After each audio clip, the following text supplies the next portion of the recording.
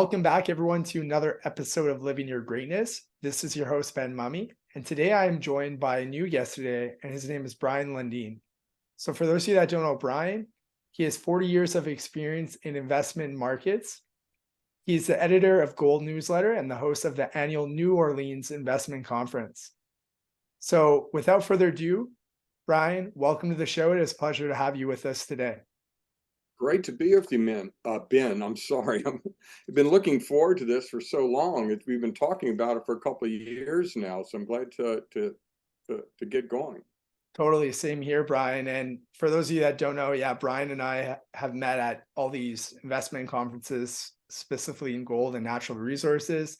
And something that I've always admired about Brien, that I've told him in person as well as other people, is I love his sense of humor. I also love his intelligence, and I also love his commitment, to having a strong legacy for the space.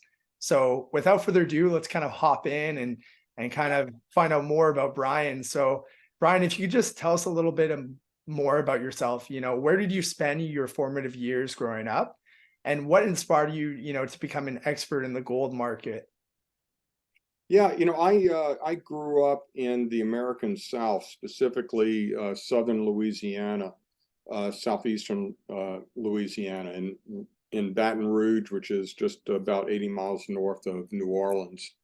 And growing up a real outdoorsman, really an inveterate reader of fiction and the like. And because I was a big reader, I had some skills in communication and writing. Ended up with a degree in news editorial journalism from Louisiana State University, and ended up applying for a job as a junior copywriter for this crazy company in New Orleans that was marketing gold and silver bullion and rare coins and the like, and had investment conferences and an investment newsletter called Gold Newsletter. And all of that was started by someone named Jim Blanchard, who was just one of the most charismatic individuals you'd ever want to meet. He was in a wheelchair since he was 17 years old, and just indomitable spirit, traveled all over the world, did amazing things. But perhaps the biggest legacy he left was that he started everything the day that Nixon closed the gold window in 1971, August 15th, 1971. When Nixon did that and severed the last link between the dollar and gold, Jim knew that that was going to unleash an era of high inflation and out of control spending by the U.S. government, with really no more restraint. So the issue was, at that time, it was illegal for people to own gold. And it was like the captain of the Titanic had aimed for an iceberg, but then stole everybody's life preservers and sunk all the lifeboats. There was no way going into this for people to protect themselves because they couldn't own gold. So Jim started doing crazy things, lobbying for the return of the right of gold ownership. He had a banner reading "Legalize Gold," flown over Richard Nixon's second inaugural. He had press conferences where he brandished an ounce of gold or gold bar and dared the U.S. Treasury officers to arrest him, which unfortunately they never did. And he was successful eventually. And in 1974, they signed it into law that you could own gold again. And Jim decided to have an investment conference to teach Americans how to invest in gold. And that started what became the New Orleans Investment Conference. So Gold Newsletter, which he started in 1971, is kind of his lobbying organ to get the story out about gold, is the oldest investment or precious metals advisory, for sure, still being published today. Maybe the oldest investment newsletter still being published today. And his investment conferences started in 1974, are the oldest retail investment events still going on today. So I had started working for Jim as a junior copywriter in 1985, and he sold his coin and bullion company and started another company with me, holding the investment conferences and the newsletter. And I started running those for him in 1990. And Jim passed away in 1999, so I was a minority owner of it by then, so I bought remaining interest from the estate. And ever since then, I've been trying to live true to the ideals that Jim had of, personal liberty, sound money, financial freedom, everything that really gold stands for, being the one instrument throughout human history that has protected personal property and therefore personal liberty from government mismanagement and the basic human nature to mismanage money and finances and currencies. So we've been trying to burnish that legacy going on, and as you alluded to before, it's in some ways an education process to teach people about those principles. But along the way, it's also how to use those principles to not only protect your wealth, but profit from these trends that we see that are repeated throughout history and are being repeated in front of us today. Yeah, absolutely. Brien, I really appreciate, you sharing that background of kind of like your journey and how you became the person you are today and what kind of brought you, to the precious metals sector. And it's great to hear this kind of story of a mentor that you looked up to, that you met. And as well as how you've now continued on that legacy, for helping investors thrive and also have a better education of kind of understanding like the financial system, but more importantly, how to protect their wealth, right? Yeah. And something that I wanted to ask you while we're talking about Jim, is there any like investment stories or a particular life lesson that he kind of left with you that you want to share with my listeners? Well, a lot of them, but Jim is such a dynamic individual. Some of the lessons he left are almost impossible for anyone to duplicate except him, because he had such an energy for life and living and doing the next thing. But one of the things that he was a big believer in over and over again was going the extra mile and doing more than what you're supposed to do, more than what you were paid to do. That's something I kind of got from my upbringing and my parents to begin with. And I think Jim kind of recognized in me. But it really reinforced that to me, that anything worth doing is worth doing well. And put another way, to the hilt, because Jim used to have a lot of fun too. But it was, he really squeezed every drop out of life, and I think that's part of it, because of the fact that he was in a wheelchair from a car accident since he was 17. He always had the end in mind. He had escaped it at that point in time, but he recognized and lived every day of his life as if it was his last. So I think living every day of your life with your legacy in mind is an important thing that leads you to lead a good life, not only for yourself, but for everybody and come in contact with.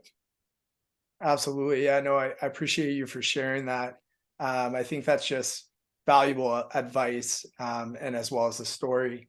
And Brien, it makes me think, Jim started this letter way back, in 1971, I believe, and, that countless amount of time, of effort of researching, doing due diligence, providing a service. You've now obviously continued the service, as we kind of mentioned. And something that I'm curious about is, there's a lot of newsletter writers out there, right, who are putting in the work, doing their due diligence, helping serve, the general investor that maybe doesn't have like the time to do the work that you are doing. But a question that I have is, what sets the Gold Investor newsletter apart compared to other newsletters that are out there in the industry? Yeah, I think everything's a bit different. Every letter is a bit different. And you really have to sample the ones out there. We have a free report, not to plug it, but it really is a good report called The Investor's Guide to Gold and Silver on our website at goldnewsletter.com. And what I do with what I've done with that report, it's about 40 pages, and it tells people everything you need to know about investing in precious metals, from the philosophy through the actual methods, and from futures and options to physical bullion, rare coins to mining stocks, ETFs, everything else. But it also lists all of the better newsletters out there that I know of, my friendly competitors in the industry, as well as all of the conferences out there that you can really go to meet these companies and learn more about investing. And if you go through that list, you can see that there's something that differentiates most of the newsletters from the rest of them. There are ones that are based, in the epicenter of the industry in Vancouver that, have direct access to a lot of new deals and the like. There are ones that are written by very, very competent economic geologists that are more technical in measure, or more in their presentations, and can present a geological case for companies that may not be as explosive as a new deal that's a grassroots exploration, but a project you can get your arms around that looks undervalued and almost destined for success at some level. So there's a big blend of them. I think I kind of fit in a niche where I cover a lot of the macro reasons that are factors that are propelling the gold market.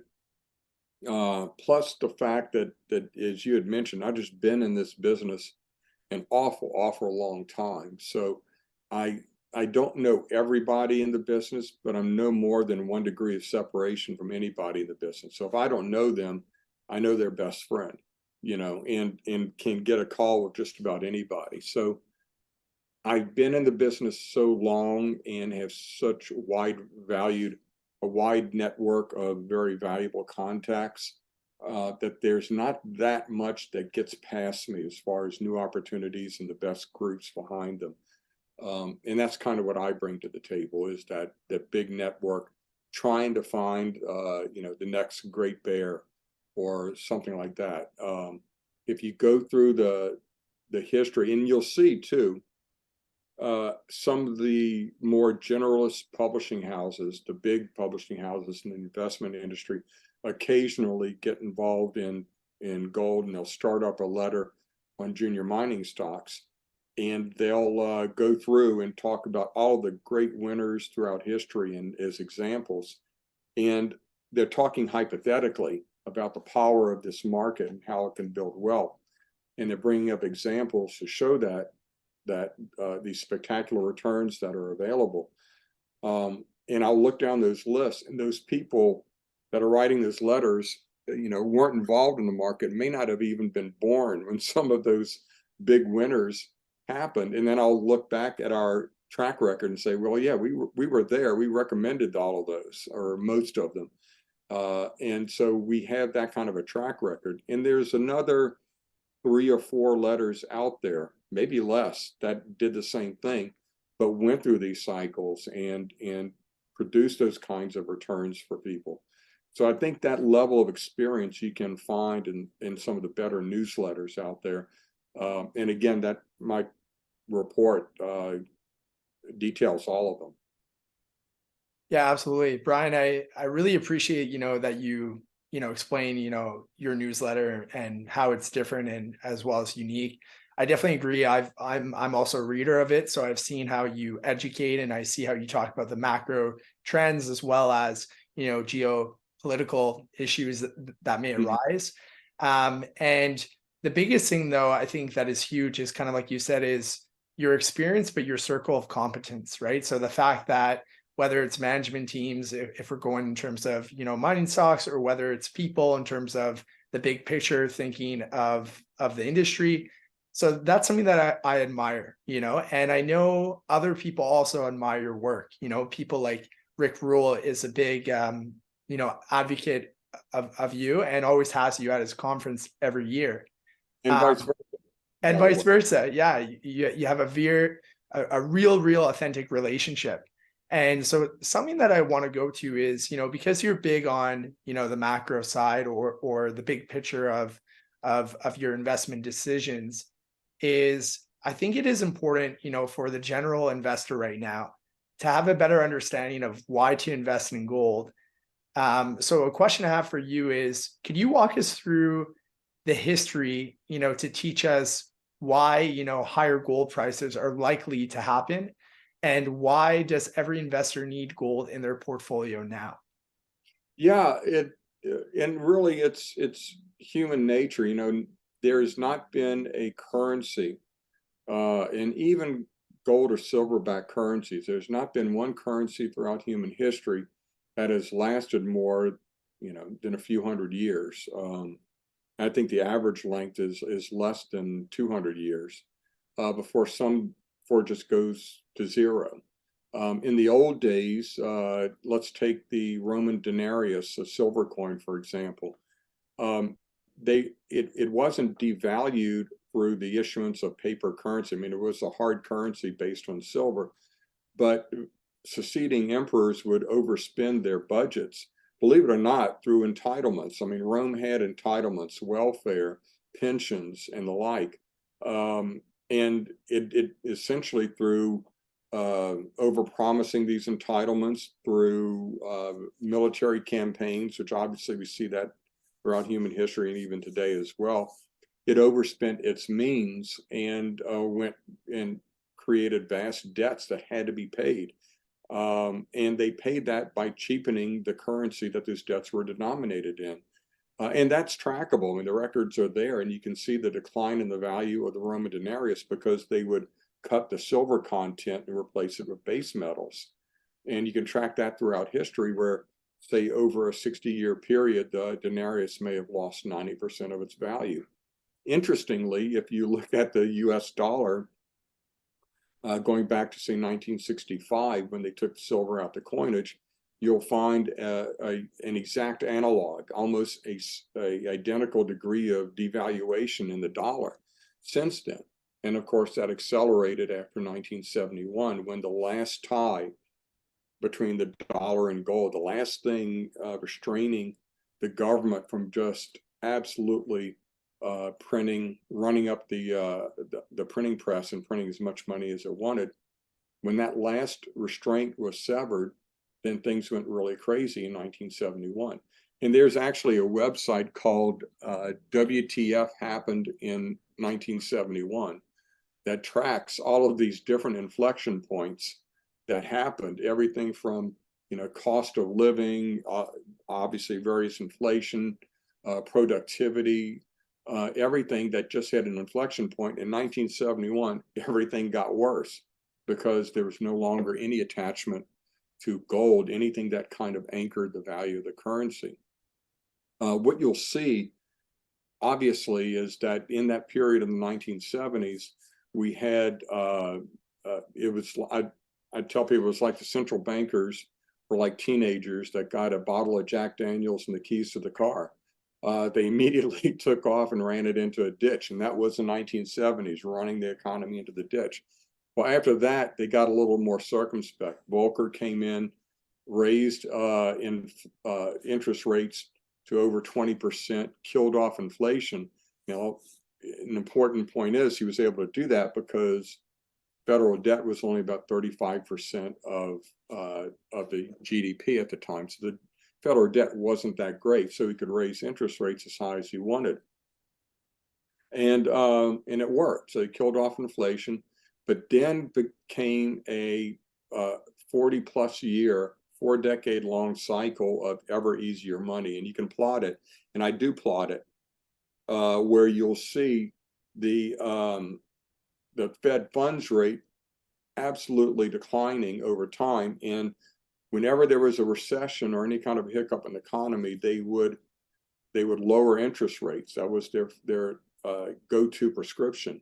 And the bottoms of that interest rate cycle, you can see each one is just a stair step ever downward. And whenever they would try to raise rates again after lowering it, they were never able to get it past the midpoint of the previous range before they'd have to lower it even lower and lower. That cycle is coming to an end now.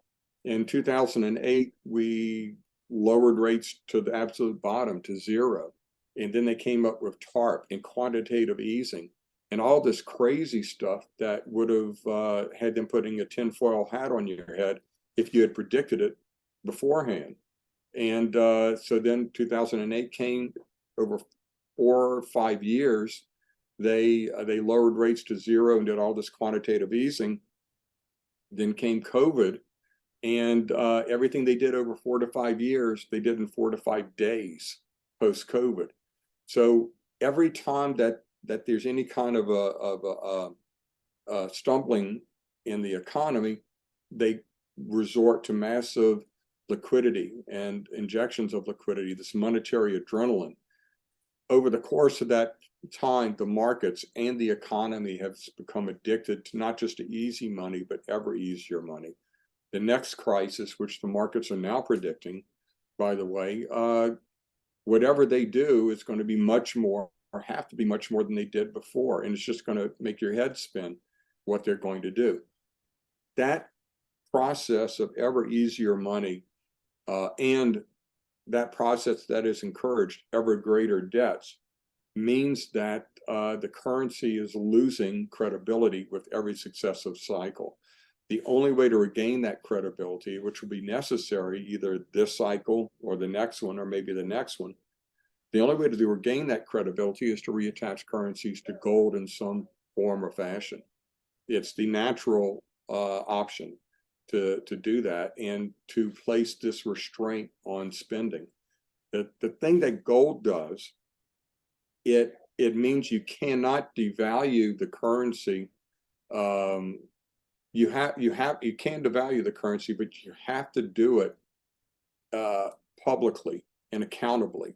You have to change the ratio of the currency versus gold, and so you get the blame for it. That's why they never want gold to be the barometer, because whoever's in charge gets the blame for any devaluation instead of being able to blame it on the guy before you or the one after and having it happen through natural price inflation. So this is an inevitability. It's a trend that has been inevitable for some time. And to paraphrase my friend Rick Rule, what has been inevitable now seems to be imminent. And the next cycle will at least lead to much higher gold prices, if not the restoration of some sort of a gold anchor to the US dollar and really all fiat currencies. I appreciate you, Brien, there for kind of mapping out, what's currently going on, in terms of the big picture here. Yeah, And sorry to be so long-winded with that one. no, not at all. And something, about history, which is why, I asked you to go there. And I think you did a good job, especially talking back in like the 1970s, what happened. But, history is never the same, but it does rhyme, right? Where there's a similar situation playing out. And, at this point, things are going into a similar road, right? A similar path. Yeah. But something that I want to, build off of this is, the probability now is extremely high that everything that you said, with your thesis here for gold is going to play out. But a question that I want to ask you that you probably, don't get asked often is, what could go wrong with your thesis on gold for this to not play out? And what do you think the chances are of that? Yeah, well, considering how much money I've been pouring into junior mining stocks, I'm pretty confident in my predictions, but that alone has me worried. I'm always one to check my premises and worry about too much conviction and too much hubris and not enough humility. So I think we do have to maintain our humility in our market predictions. But as part of my maintaining the humility on these predictions, I don't pretend that I can plot that a very detailed course forward or predict a very detailed course forward. And I don't think anybody can. There's just too many variables. But there is trouble ahead, and I can recognize that, and I can be confident that going into that, I want to own a lot of gold, silver, and related investments going into those troubles ahead. So I guess the where it could go wrong is, will there not be that kind of trouble ahead? Will they be able to put it off and kick the can further down the road? And that's certainly possible. Throughout the 38 years or so I've been watching speakers go across our stage at the New Orleans Investment Conference, there's been a lot of awfully smart people who have stood on our stage and predicted a debt bomb blowing up. Debts were too great, and this was all going to blow up at some point, and it never happened. But now I look at the numbers, and I think it's just simple math at this point that we will soon be paying $1 trillion a year just in interest costs. Because remember, I mentioned that Volcker was able to kill off inflation and raise rates so high because federal debt was only about 35% of GDP. Today, it's closer to 135%, between 125 and 135% of GDP. That means that Chairman Powell and his compatriots, they just don't have the same toolbox that they had in the 1980s, early 1980s. They can't raise rates. Really, they can't raise rates above the rate of inflation without cratering the whole fiscal system, because the dollars have to depreciate at a faster rate than they are compounding on the interest. Otherwise, everything just spins out of control in the debt spiral. So they can't raise interest rates above the rate of inflation. That means we'll have to have negative real rates forever going forward. And that's very bullish for gold. So getting back to what I was saying about so many people who are predicting the debt bomb blowing up, I now think that's going to happen. The risk I have is that maybe I've just grown so old that I've become another one of those curmudgeons that thinks the world's going to hell in a handbasket, and they'll find some kind of a solution. That's the risk I see right now, that I could just, I just could be one of these get off my grass, you young kids kind of a guy now that just thinks the world's going to hell. But just looking at the numbers, I don't see how it can go on much further.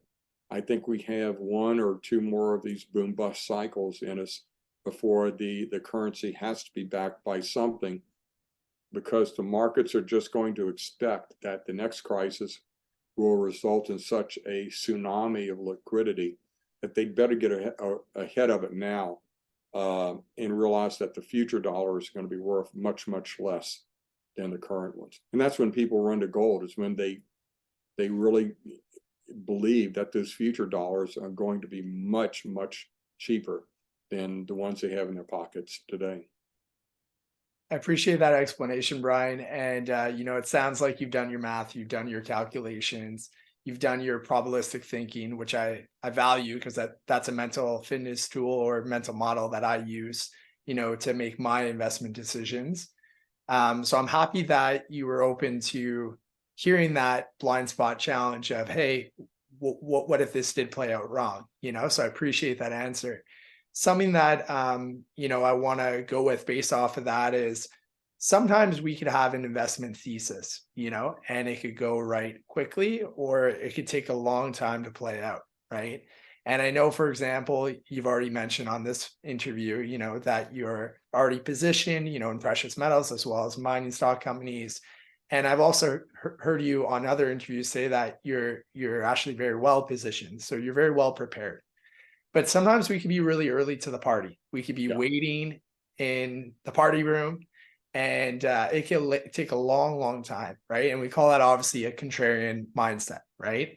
So for investors listening right now that have been patient, have been in the party room, but it doesn't look like a party room still. My question to you is, what are maybe mental fitness tools or mental models, or just in general, or just experience, because, you've been in the market for 4 decades now, that you've applied, to keep your conviction high as well as your patience, very strong?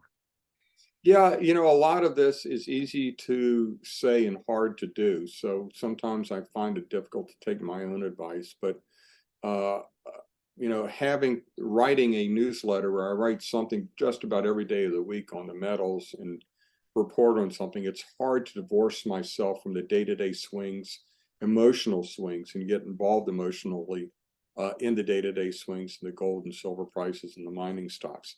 Hard to do that from where I'm sitting, but it's something I recommend that people do. Get your long-term thesis, invest accordingly, position yourself, and check up on it, obviously, but always check your premises as well. And as long as you're comfortable with those premises, try not to let it put you on that emotional roller coaster. That's important. The timing end of it, you're right. Time is money. I think we're in a position now where we are kind of in the end game of this long trend. Whether that end game lasts 5 years or 10 years longer, we're still toward the end of it, and it could last months and not years. We're in a situation right now with the Fed ending or rapidly approaching the end to its rate hiking campaign.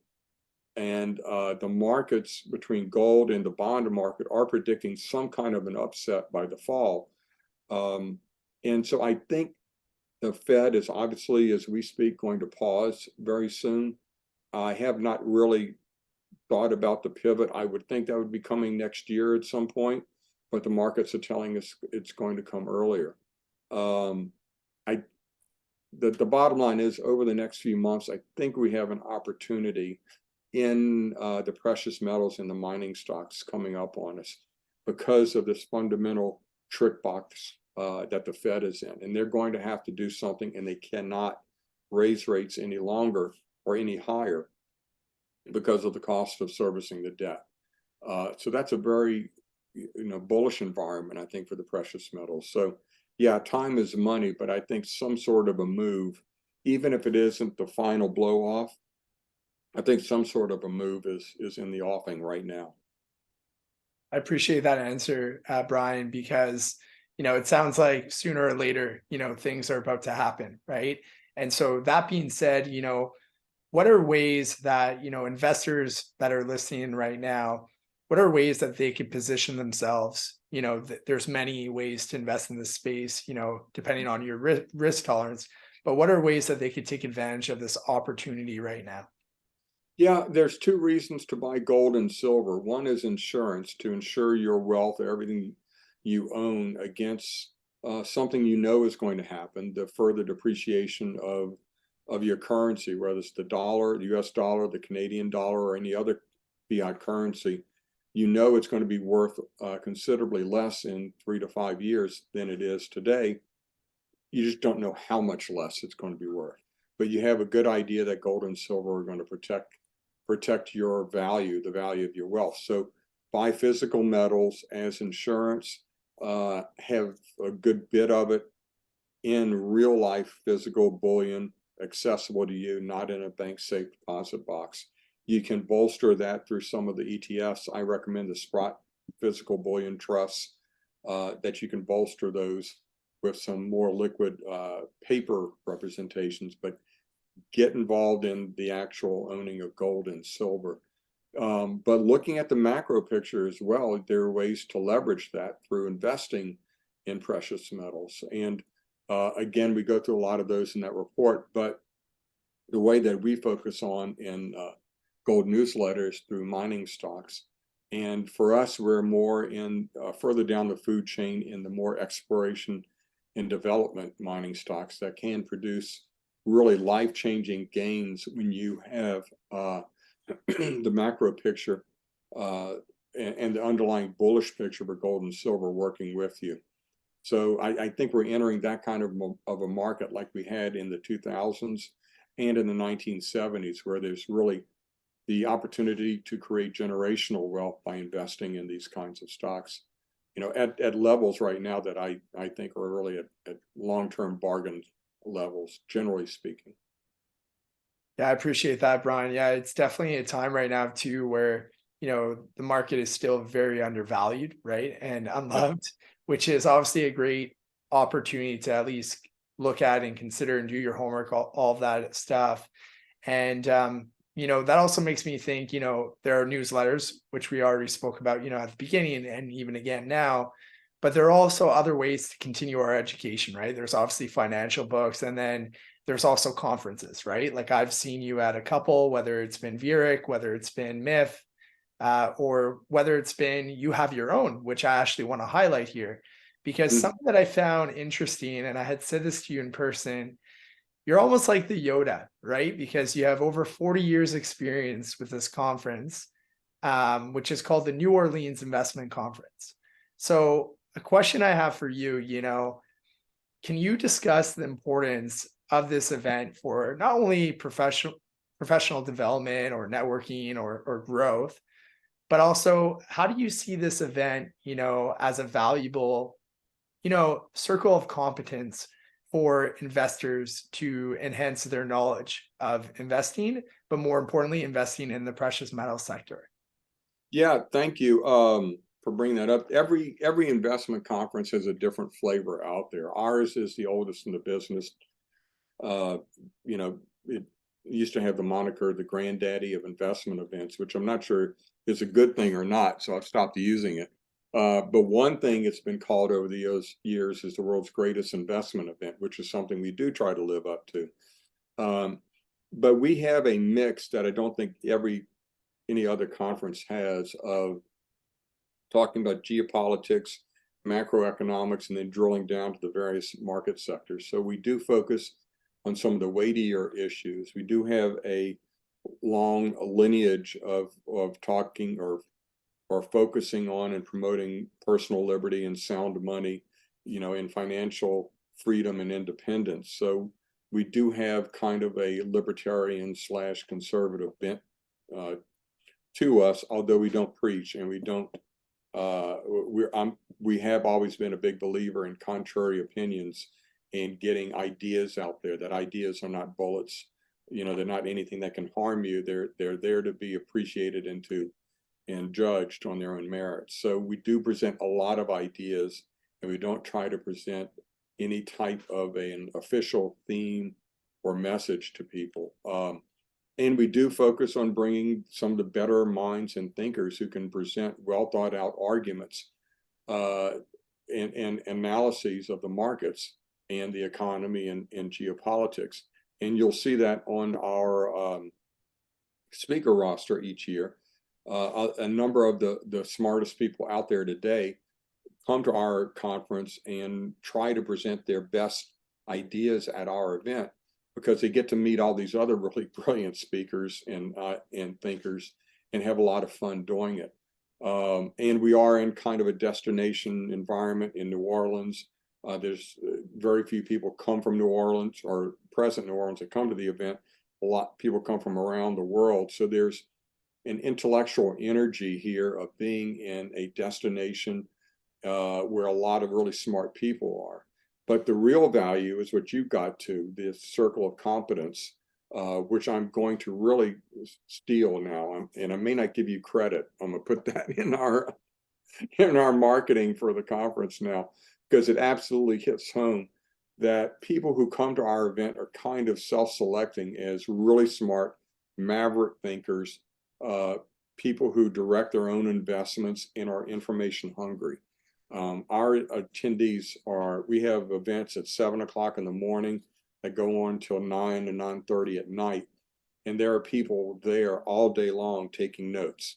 And these are people that you want to hang out with, and they are very willing to share their ideas. So I open my conference every year by telling people that, yes, you're going to have people from this stage that are really brilliant. You really want to focus on what they have to say, but also look around you, because that's the real value of the event. These people that, because they're there, that they're smart and successful, independent minded, and share your ideas, because they're just as eager to hear from you as you are to hear from them. So it's really it's a community as much as anything, and people that come to our event, they really appreciate that. And the best advertisement I can have for our event is for people to actually come to it and see it, because you can't really describe it You just have to experience it. And once you do, it can really change your views towards really investment conferences in general. Absolutely. Yeah, no, I appreciate that explanation there, Brien, because, I was amazed, when I went on your website and I looked at all the past keynote speakers, from all the years, some of the living legends that are still here today, or, legends that passed on their legacy, at your conference. It's just truly incredible. And so a question I do want to ask, because I think it is important for, our listeners to get a taste at least of your conference, is, who are some examples of, previous keynote speakers? And are there any particular, intelligent minds that you want to give an example of that impacted yourself or even an attendee? God, the list is so long.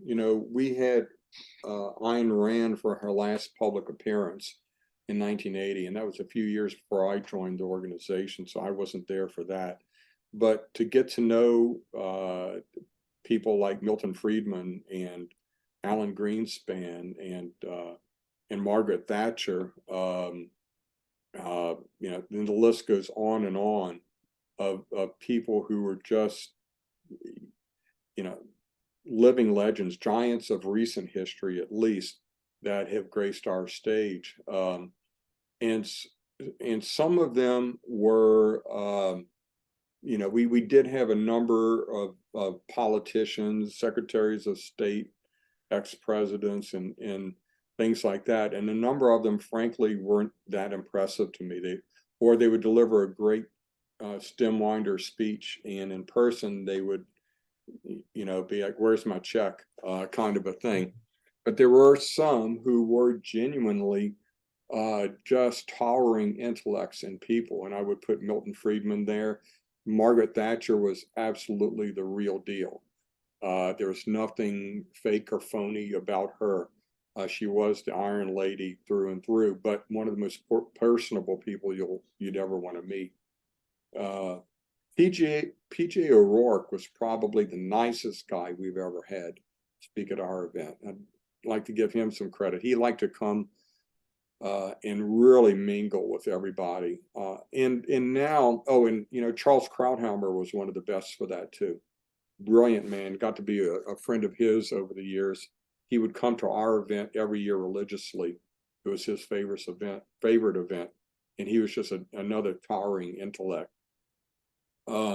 Lately, I've been steering clear from a lot of the political people because number one, you're going to piss off between 40 to 50% of the audience, no matter who you pick on the political spectrum.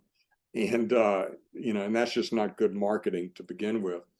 But also, I don't see that many real giants of character out there in the political realm anymore. So I haven't done a lot of that. Ron Paul is a great guy. We've had a number of times over the years. We had him the year before last, but he was one of the few that actually, came from the political realm that had that kind of credibility. But lately, we're focusing on a lot of these minds that you see, in the new media and like Twitter and the like, and social media, that are commenting on the markets and the economy and the like. Big thinkers that have big followings because of that. And we have kind of become this gathering of eagles, as it were, of these kinds of minds at our event. So yeah, that's more what we're focusing on lately. And I think our audiences have come to appreciate that, and the fact that they can see these people that they follow and read their works and go have a conversation with them and talk about the markets with them and express their personal views and questions and get that kind of feedback. It's rare to have that kind of an opportunity, and we have so many of these great thinkers of today at our event that it's really nearly overwhelming sometimes. But the opportunity is there for people to come do that. I love that, Brien. Well, thank you for creating that space. And again, I'll say it again, but that circle of competence, for people to take advantage in terms of, meeting some pretty incredible people, but also getting that direct access, right, to not only information, but even building that connection. So I really appreciate that. And I hope to be at your conference next year, to see it myself. And something that I want to shift to, Brien, is, you've been in this space for more than 40 years. That's a long time. And a question that I like to ask a lot of my guests is, what do you think separates, a good investor from a great investor? Because a lot of people could become good, but it's really hard to go to great. Yeah, I would say there are a lot of things, number one.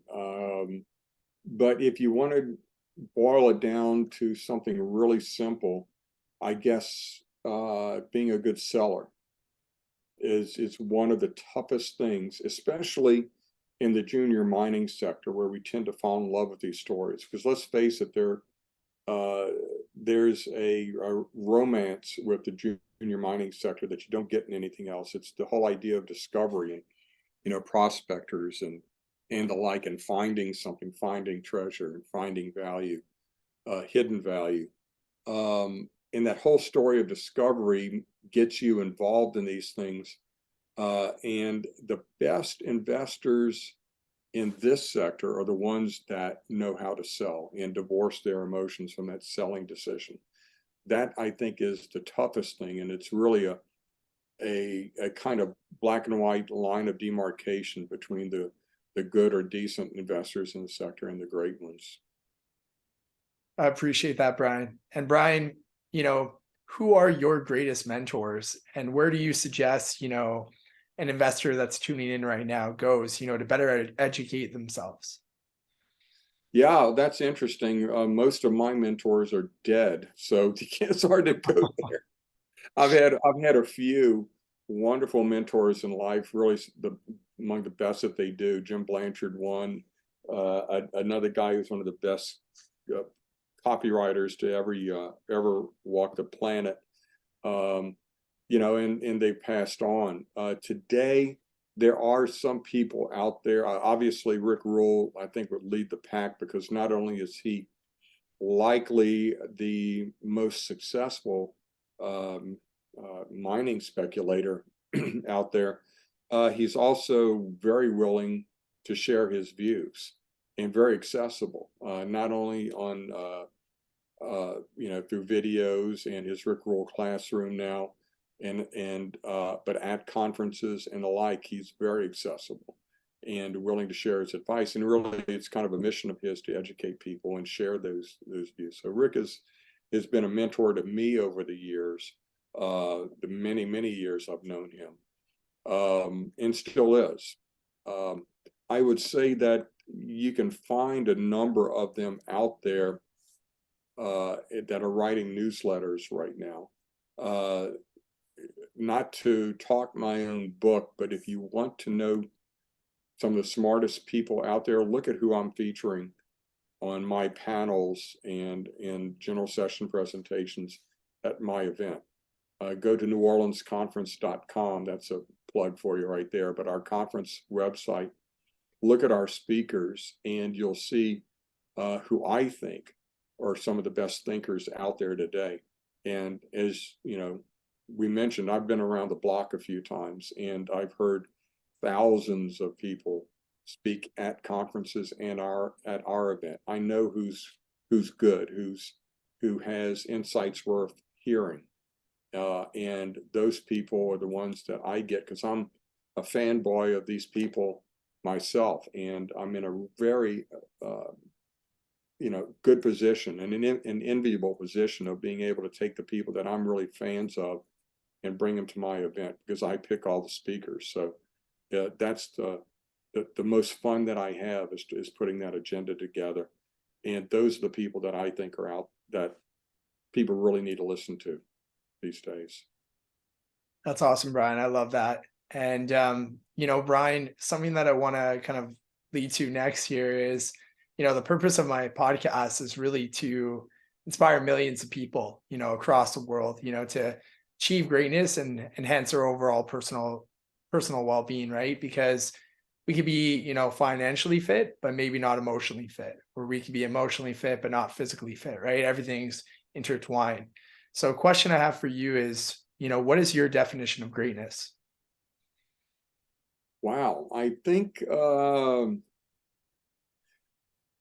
great question, Ben. We should have gone over these beforehand. You should have sent me a list of your questions. That's a wonderful question. I think that we all, we can't all be a Margaret Thatcher, where we were written up in the history books as being transformational for the world, or the world's richest person, or most consequential. But I think everyone can be great in their own way if they always focus, as I mentioned, on the end game and what we leave behind. And what we leave, the only thing we leave behind really is impressions that we make on people. So every person passes through history and leaves some ripples on the water. And I think being able to leave a lot of those ripples, a lot of those effects on people, making everyone you meet, making their day a little bit better.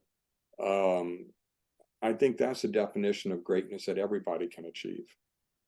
I love that, Brien. So, passing on, giving back to others, not just looking at that external or sorry, giving that external, rather just internal, Yeah. gift, so other people could thrive as well, right? And to build that togetherness, right, of success, as kind of one. And so something that I want to ask you next, this is kind of a fun question for you. You've had a feel of the show, what it's all about.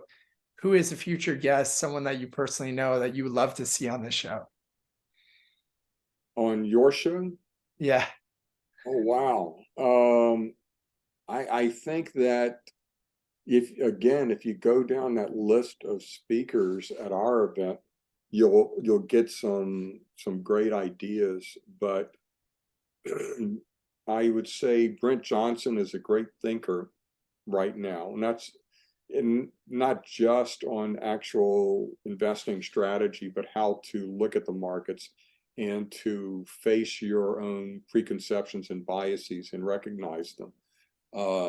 He's great on that. I think George Gammon is a great educator on how the markets work, how the macro picture works, but also a great promoter of personal liberty and freedom, and sees a lot of these trends that are going to that are challenging that.